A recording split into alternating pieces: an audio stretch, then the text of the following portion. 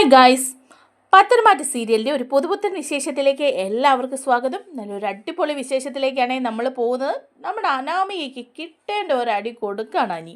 അതിന് കാരണമുണ്ട് കേട്ടോ.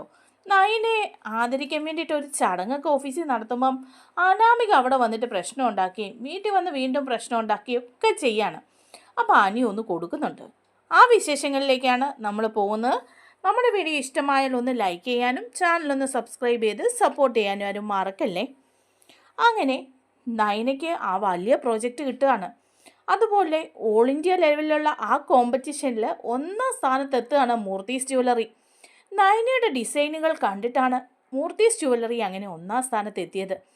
നയനെ ബെസ്റ്റ് പെർഫോമറായിട്ട് തിരഞ്ഞെടുക്കുകയും ചെയ്യാണ്. അതുവഴി മൂർത്തീസ് ജ്വല്ലറിക്ക് 250 കോടിയുടെ ഒരു പ്രോജക്റ്റാണ് കിട്ടുന്നത്. അത് ഇന്ത്യ ലെവലിൽ തന്നെ ഏറ്റവും നമ്പർ 1 എന്നുള്ള പേരും.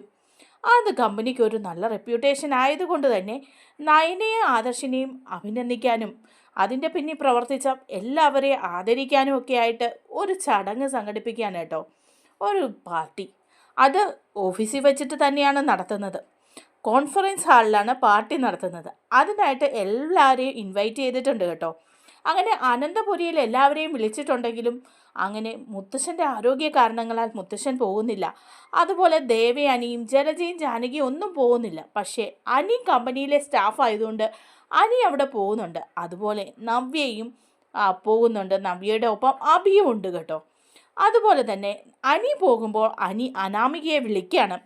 അനാമികയെ, ഇന്ന് നമ്മുടെ ഓഫീസിൽ ഒരു പാർട്ടിയുണ്ട്, ആ പാർട്ടിക്ക് നീ വരുന്നില്ലേന്ന് ചോദിക്കുകയാണ്.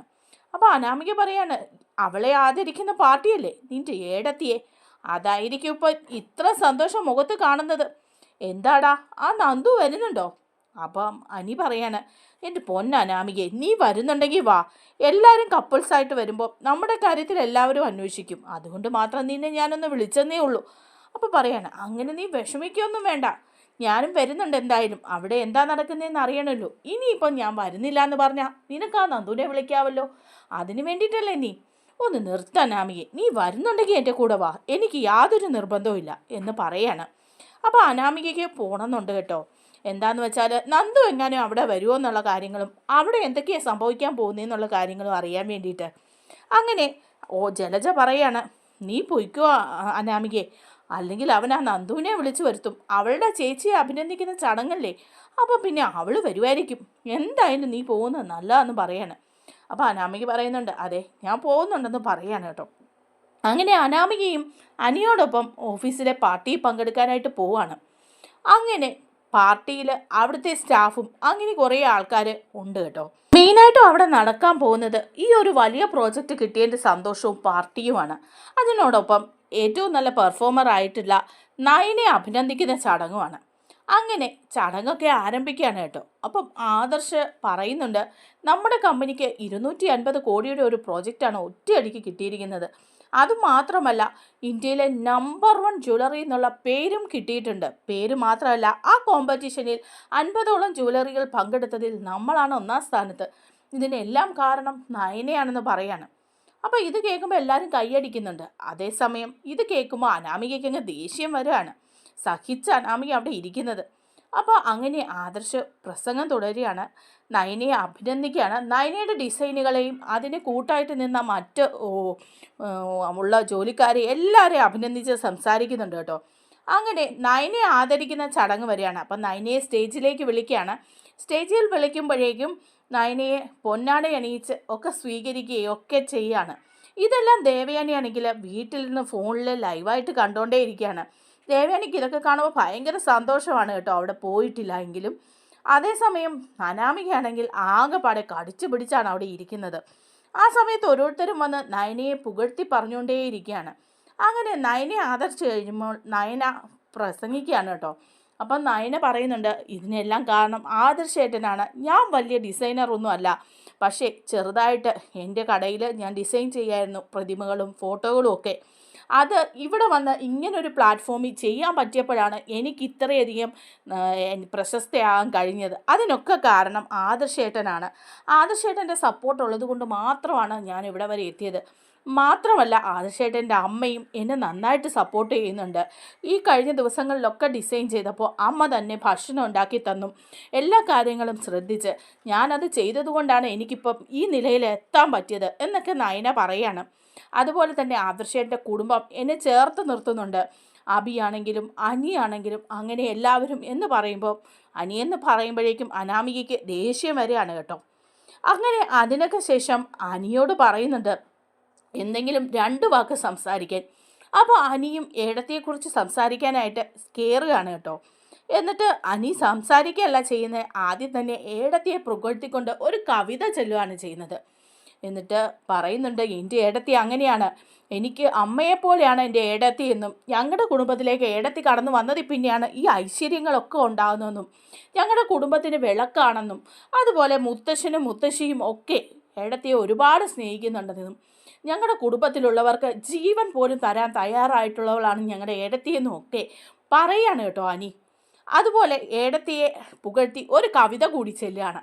ഇത് കേൾക്കുമ്പോൾ നമ്മുടെ അനാമികയുടെ കൺട്രോൾ അങ്ങ് പോവാണ്. അനാമിക അവിടെ ചാടി എണീറ്റിട്ട് പറയാണ്, എടാ അനി നിർത്ത്, നിനക്ക് ഈ കവിത ചൊല്ലാനല്ലേ അറിയാവുള്ളൂ. ഏടത്തി മഹാത്മ്യം തുടങ്ങിയിട്ട് കുറച്ച് നേരമായല്ലോ, ഇപ്പം ഏകടത്തിയെ പുകഴ്ത്തിക്കൊണ്ട് ഒരു കവിതയും അങ്ങനെയുള്ള ആദർശം നയനയിടത്തിയൊക്കെ ഉണ്ടാക്കുന്നത് നീ കണ്ടില്ലേ? അവരൊക്കെ കമ്പനിയുടെ തലപ്പത്തെത്തുന്നു. ഒരാൾ MD, ഒരാൾ ചീഫ് ഡിസൈനർ. നിനക്ക് എന്തെങ്കിലും ആകാൻ കഴിഞ്ഞിട്ടുണ്ടോ? കവിതയും ചൊല്ലി അവിടെ നടന്നു എന്ന് പറഞ്ഞ് അവിടുന്ന് ദേഷ്യപ്പെട്ട അനാമിക ഇറങ്ങിപ്പോവാണ്. അപ്പോൾ ഇറങ്ങിപ്പോകുമ്പോഴേക്കും എല്ലാ സ്റ്റാഫും ഇങ്ങനെ നോക്കുന്നുണ്ട് കേട്ടോ. എനിക്കത് അവിടെ വെച്ചൊരു വലിയ നാണക്കേടും കുറച്ചിലും ഒക്കെ ആവുകയാണ് ചെയ്യുന്നത്. അനിയും ഒന്നും മിണ്ടാതെ ഇറങ്ങി വീട്ടിലേക്ക് പോവാണ്. അതേസമയം ആദർശ് എല്ലാവരോടും പറയുന്നുണ്ട് സോറിയൊക്കെ. എന്നിട്ട് പറയുന്നുണ്ട് അത് അവർ തമ്മിലുള്ള ഒരു ചെറിയ പ്രശ്നത്തിൻ്റെ പേരിലാണ്, അതാരും കാര്യമാക്കരുതെന്ന് പറഞ്ഞ് അവരവിടെ മീറ്റിംഗ് തുടരുകയാണ് കേട്ടോ. അതേസമയം അനാമികയും അനിയും കൂടി വീട്ടിലേക്ക് വരികയാണ്. വീട്ടിൽ വരുമ്പോൾ തന്നെ ആകെപ്പാടെ ദേഷ്യത്തിൽ വന്ന് മുഖം വീർത്ത് കയറുന്നത് കണ്ട മുത്തശ്ശനും മുത്തശ്ശിയും എല്ലാവരും അവിടെയുണ്ട്. മുത്തശ്ശൻ ചോദിക്കുകയാണ്, എന്താ അനി നിങ്ങൾ നേരത്തെ വന്നത്? അവിടെ പ്രോഗ്രാം കഴിഞ്ഞോ എന്ന് ചോദിക്കുകയാണ്. അനി പക്ഷെ ഒന്നും മിണ്ടുന്നില്ല കേട്ടോ. അപ്പോൾ മുത്തശ്ശൻ ചോദിക്കുന്നുണ്ട്, അനാമിക എന്താ മുഖം വല്ലാതിരിക്കുന്നത്? എന്തെങ്കിലും പ്രശ്നം ഉണ്ടായോ? നിങ്ങൾ അവിടെ പോയി വഴക്കുണ്ടാക്കിയോ? അപ്പോൾ അവരൊന്നും മിണ്ടുന്നില്ല. അപ്പോൾ മുത്തശ്ശൻ ചോദിക്കുക, അനി എങ്ങനെയുണ്ട്? നയനമോളെ അഭിനന്ദിക്കുന്ന പരിപാടിയൊക്കെ അടിപൊളിയായിരുന്നില്ലേ എന്ന് ചോദിക്കുമ്പം അനി പറയുന്നുണ്ട്, എല്ലാം നന്നായിരുന്നു മുത്തശ്ശ, പക്ഷേ ദേ ഇവൾ അവിടെ വെച്ച് എന്നെ നാണം കെടുത്തി എന്ന് പറയാണ്. അപ്പോൾ മുത്തശ്ശൻ ചോദിക്കുന്നുണ്ട്, അതെന്താ അനാമികേ, എന്തിനാ നീ അനിയെ അവിടെ വെച്ച് നാണം കെടുത്തിയത്? പിന്നെ നാണം കെടുത്താതെ ഇവനെന്തെങ്കിലും കഴിവുണ്ടോ? കുറേ കവിത എഴുതുക എന്നുള്ളതല്ലാതെ അവിടെ ചെന്നിട്ട് ഏടത്തെ പൂഴ്ത്തിക്കൊണ്ട് കുറേ കവിത, അത് കേൾക്കുമ്പോൾ പിന്നെ ഞാൻ എന്ത് ചെയ്യണം എന്ന് ചോദിക്കുകയാണ്. അപ്പോൾ ഉടനെ ദേവയാനി ചോദിക്കുന്നുണ്ട്, അതെന്താ അവൻ ഒരു കവിത ചൊല്ലിയെങ്കിൽ അവന് നേരത്തെ തൊട്ടേ അതിനുള്ള കഴിവുണ്ട്, പക്ഷേ അവൻ്റെ ജോലിയൊക്കെ ചെയ്യുന്നുണ്ടല്ലോ. അവൻ 3 കമ്പനികളുടെ ചുമതല നോക്കുന്നില്ലേ അനാമികയെ? പിന്നെ എന്തിനാ നീ അവിടെ അത്ര ആളുകളുടെ മുമ്പിൽ വെച്ച് അനിയെ കൊച്ചാക്കിയത്? അത് നമ്മുടെ കമ്പനിക്കും നമ്മുടെ കുടുംബത്തിനും ഒക്കെ മോശമാണെന്ന് അനാമികയ്ക്ക് അറിയില്ലേ എന്ന് ചോദിക്കുകയാണ്. അപ്പോൾ അനാമികയ്ക്ക് അങ്ങ് ദേഷ്യം വരികയാണ്. അനാമിക പറയാണ്, ഇവന് ഇത്രയും നാളും നന്ദുവിനെ പുകഴ്ത്തലേ ഉള്ളായിരുന്നു. നന്ദു നന്ദു നന്ദു എന്ന് പറഞ്ഞ് പുറകെ നടക്കുമായിരുന്നു. ഇപ്പം നന്ദുവിൻ്റെ ചേച്ചിയെ അവളെയും പുകഴ്ത്തൽ തുടങ്ങി. ആദർശേട്ടനും നയനേടത്തി അങ്ങ് പുകഴ്ത്തിയപ്പം പഞ്ചാര ഒലിപ്പിക്കുകയായിരുന്നു. എന്തൊരു മോശമായിരുന്നെന്നറിയോ? അപ്പോൾ എനിക്കങ്ങ് ദേഷ്യം വരികയാണ്. ഒറ്റയടി കൊടുക്കുകയാണ് അനാമികയ്ക്കിട്ട്. എന്നിട്ട് പറയുന്നുണ്ട്, അനാമികയെ നീ ഇങ്ങനെ ഇനി പറയരുത്. എന്നെയും എൻ്റെ നയനേടത്തിയെയും കുറിച്ച് നീ ഇങ്ങനെയുള്ള വൃത്തികേടുകൾ ഇനി പറയരുത്. എൻ്റെ അമ്മയെപ്പോലെയാണ് എനിക്ക് നയനേടത്തി. നീ ഇപ്പോൾ പറഞ്ഞതിൻ്റെ അർത്ഥം എന്താ എന്ന് ചോദിക്കുകയാണ്. അനാമികയാണെങ്കിൽ അങ്ങ് ദേഷ്യപ്പെട്ട് നിൽക്കുക. അപ്പോൾ മുത്തശ്ശനും പറയുന്നുണ്ട്, അനാമികയെ നീ ഇപ്പോൾ പറഞ്ഞത് ഒരുപാട് മോശമായിപ്പോയി. നീ അവിടെ വെച്ച് തന്നെ അനിയോട് അങ്ങനെ മോശമായി പെരുമാറരുതായിരുന്നു. നമ്മുടെ സ്റ്റാഫല്ലേ അവിടെ ഉള്ളത്. ഇപ്പോൾ ഇവിടെ വന്നിട്ട് നീ എന്താ പറഞ്ഞത്? ഇങ്ങനെയുള്ള സംസാരമൊന്നും ഈ അനന്തപുരി തറവാട്ടിൽ വേണ്ട. നയന അനിയുടെ ഏടത്തിയാണ്, അവൻ ആ സ്ഥാനമാണ് കൊടുത്തിരിക്കുന്നത്. ഇനി നന്ദുവുമായിട്ട് എനിക്ക് എന്തെങ്കിലും ബന്ധമുണ്ടെന്ന് സംശയമുണ്ടെങ്കിൽ ഇങ്ങനെ ഇടയ്ക്കിടയ്ക്ക് വഴക്കുണ്ടാക്കാതെ നീ അതിൻ്റെ ബാക്കി എന്താ കാര്യം എന്ന് വെച്ച് നോക്കുകയാണ് ചെയ്യേണ്ടത്. അല്ലാതെ ഇങ്ങനെ ആളുകളുടെ മുമ്പിൽ വെച്ച് ഓരോന്ന് പറഞ്ഞ് ബഹളം വെച്ച് നാണക്കേടുണ്ടാക്കുകയല്ല ചെയ്യേണ്ടത് എന്ന് പറയാണ്. അപ്പോൾ അതുകൂടി കേട്ടപ്പം അനാമികയ്ക്കാണെങ്കിൽ കാലിച്ച് തുള്ളി അനാമിക അകത്തേക്ക് കയറി പോവാണ് കേട്ടോ. അനിയോട് മുത്തശ്ശൻ പറയുന്നുണ്ട്, അനി നീ ഇങ്ങനെ ഓരോ കാര്യത്തിനും ഓരോ പ്രശ്നങ്ങളും ഉണ്ടാക്കാൻ നിൽക്കരുത്. അത് നമുക്ക് തന്നെയാണ് നാണക്കേടെന്ന് പറയാണ്. അനിയും അങ്ങ് വിഷമിച്ച് കയറി പോവാണ് ചെയ്യുന്നത്. അങ്ങനെ അനിയും അനാമികയും കൂടി അടിയൽ ആരംഭിച്ചിരിക്കുകയാണ്. ഇനി അധികം താമസിക്കാതെ ഡിവോഴ്സിലേക്ക് പോവുകയും നന്ദുവായിട്ട് അനി അടുക്കുകയും വിവാഹം കഴിക്കുകയും ഒക്കെ ചെയ്യുന്നുണ്ട്. നമ്മുടെ വീഡിയോ ഇഷ്ടമായാൽ ഒന്ന് ലൈക്ക് ചെയ്യണേ, ചാനൽ കൂടി ഒന്ന് സബ്സ്ക്രൈബ് ചെയ്ത് സപ്പോർട്ട് ചെയ്യണേ. താങ്ക്